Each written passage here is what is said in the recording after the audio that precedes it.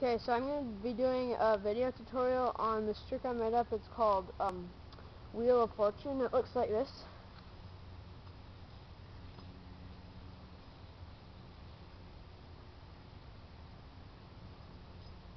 Okay, so to start off, you do the trick. You start off in a 1.5 mount like this.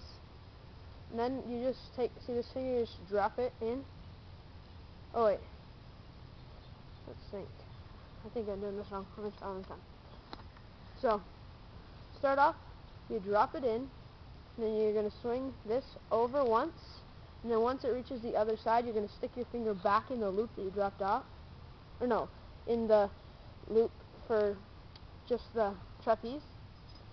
And then you swing it out of that, and so you're here, and then you're going to swing it up, and so like this,